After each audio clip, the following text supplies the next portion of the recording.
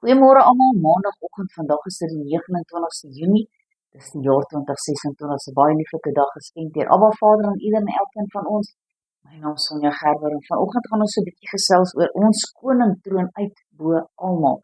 Ons weet, alles is tot Jesus se eer geskep, hy is die koning van die heelal, alles is onder sy beheer en onder sy almag, en ons almal moet ag slaan op hom. Nou, Salomo sê hierso in 1 Konings 8 vers 27, maar sou God werklik op die aarde woon, want hy het nou hierdie tempel gebou vir die Here en hy wil hê die Here moet daar kom woon. Kyk, die hemel, ja, die hoogste hemel kan u nie bevat nie, hoeveel minder hierdie huis wat ek vir u gebou het, halleluja. Nou, koning Dawid sing, vereer ook God hierso in die psalms, kyk Psalm 93, die opskrif daar, die koningstroon bo die volke see. Die Here is koning, hy is met hoogheid bekleed, die Here is bekleed, hy het hom met sterkte gegord.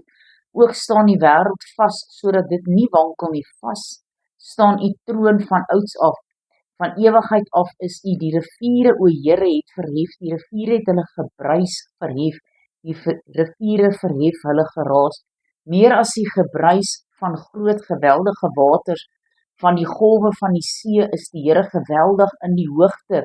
Die getuienisse is baie betroubaar. Heiligheid pas by u huis, Here, tot in lengte van dae. Psalm 148. Halleluja, loof die Here uit die hemele, loof hom uit die hoogtes, loof hom al sy engele, loof hom al sy leerskare, loof hom son en maan, loof hom al die ligtende sterre, loof hom hoogste hemele en waters wat bo die hemele is, laat hulle die naam van die Here loof, want hy het bevel gegee en hulle is geskape, en hy het hulle in stand gehou vir altyd vir ewig, hy het die wet gegee, en geen een oortree nie. Loof die Here van die aarde af, groot see, diere en alle dieptes, vuur en haal, sneeu en damp, stormwind wat sy woord volbring, berge en alle heuwels, vrugtebome en alle sederbome, wilde diere en alle vee, kruipende diere en gevleelde voëls, konings van die aarde en alle volke, vorste en alle regters van die aarde, jongelinge en jongdogters, oues saam met die jonges, laat hulle die naam van die Here loof, want sy naam alleen is hoog, sy majesteit is oor die aarde en hemel. Hy het 'n horing vir sy volk verhef, 'n roem vir al sy gunsgenote, vir die kinders van Israel, die volk wat naby hom is. Halleluja, kom ons bid saam. Almagtige God en Hemelse Vader, Here, vanoggend wil ons net u roem, vereer, Here, ons wil net sê, Here, ons weet dat u is in die hoogste hemele.